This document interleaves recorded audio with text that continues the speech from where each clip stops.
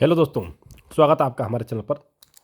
यहाँ पर आप देखेंगे तो EMTG का जो है ऑब्जेक्टिव एनसीईआरटी फिंगर टिप्स हमारे पास अवेलेबल है बायोलॉजी क्लास 11 और 12 के लिए। ऑलरेडी इसका पहले वीडियो अपलोड हो चुका है और दोबारा से हमारे पास ऑर्डर पे आया हुआ है, तो मैं आपकी इस बार अच्छे से इसका वीडियो अपलोड कर दे रहा हूँ, ठीक है ना। सबसे पहले मैं आपको MRP ही बता देता हूँ, 999 से। फिजिक्स वगैरह की 899 और कुछ 850 से हैं, ठीक है ना। फिजिक्स केमिस्ट्री के साथ 899 850, ठीक है। बाकी उसका भी जल्दी फुल वीडियो अपलोड कर दूंगा। और इसका 999 मार्केट में 30% डिस्काउंट आपको आराम से मिल जाएगा, 25 से 30%, इससे कम नहीं मिलेगा। ऑनलाइन भी आप मंगा सकते हैं, हमारे थ्रू भी आप मंगा सकते हैं। चलिए आइए डिटेलेड बात करते हैं इस किताब के बारे में। यहाँ पे आप देखेंगे तो क्लास 11 और 12 के लिए एनसीईआरटी की फोटो आपको देखने को मिल जाएगी। साथ में आपका बेस्ड अंदर रेशनलाइज्ड एनसीईआरटी पर बेस्ड है आपका। NEET plus exclusive content for NEET भी दिया गया। और क्या देंगे देखने को मिलेगा आपको, तो NCERT NEET trend indicator, NCERT based topic wise MCQs, NCERT connector, NCERT based exam achievers, notes with HG pages, NCERT exam scroller, exemplar, problem MCQ, assertion reasoning based question, तमाम क्वेश्चन इसमें दिए गए, मॉडल टेस्ट पेपर और NEET board CUT and olympiads के लिए भी ये किताब आपकी बेस्ट है। इस काफ़ी ब्रांडेड किताब है, ठीक है ना। और मार्केट में मुझे लगता है काफ़ी डिमांड से बिकती भी है, तो इस वजह से हमने मंगाया हुआ है। और जल्द ही कल मुझे लगता है कि 3-4 किताबों का और आप लोगों का फुल वीडियो अपलोड होगा चैनल पर। आइए चलिए बात करते हैं कंटेंट के बारे में। आइए देखते हैं कंटेंट, एक एक करके देखिए। Diversity in the living words, पूरा आपका कंटेंट यहाँ पर देख लीजिए। जो भी मुझे लगता है ना कि जो भी आप लोगों का 11 का है, 11 में देख लीजिए। अगर आप 11 में है तो आप भी ले सकते हैं। आप साथ साथ ये आपके बोर्ड के एग्जामिनेशन, आपके माइंड और इस अंडरस्टैंडिंग लेवल को बढ़ाने के साथ साथ आपके एग्जाम के प्रिपरेशन के लिए काफ़ी बेस्ट रहेगा। क्लास 11 के लगभग चैप्टर्स को, इसमें सारे चैप्टर्स को इंक्लूड किया गया है। ह्यूमन साइकोलॉजी, तमाम चीज़ें जो भी टोटल 19 चैप्टर इसमें है। केमिकल कोऑर्डिनेशन और इंटीग्रेशन, ठीक है। उसके बाद आइए 12th का देख लीजिए आप।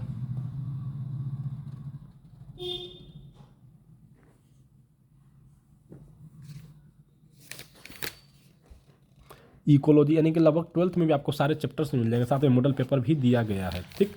आइए चलिए दिखाते हैं, एक चैप्टर्स का आपको एक्सप्लेनेशन दिखा देते हैं कि किस तरीके का इसमें एक्सप्लेनेशन दिया गया है, ठीक है।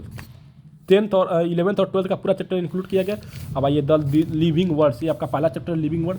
यहाँ पे देखेंगे तो नीट ईयर्स, यानी 3 ईयर्स का वेटेज भी दिया है, कितना इसका वेटेज है।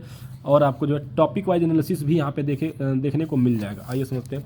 पहला आपका एनसीईआरटी नोट्स, यानी कि इंट्रोडक्शन। यहाँ पे देखेंगे तो आपके जो 11th का जो आपका समझिए जो एग्जाम होता है उसके लिए आपको आपका बेस मजबूत करेगा। साथ में नोट्स बनाने के लिए भी काफ़ी चीज़ें दी गई। डायरेक्ट आप इससे नोट बना सकते हैं या हाईलाइटेड कर सकते हैं जो भी टॉपिक्स दिए गए। उसके बाद जो है उसके हेडिंग्स दिए गए, उसको अंडरस्टैंडिंग दिया गया, पॉइंट्स दिए गए, तो बहुत सारी चीज़ों को इसमें इंक्लूड किया गया। यहाँ पे आप देखेंगे तो HD पेजेज भी दिए गए, कितने शानदार पेजेज है इसमें।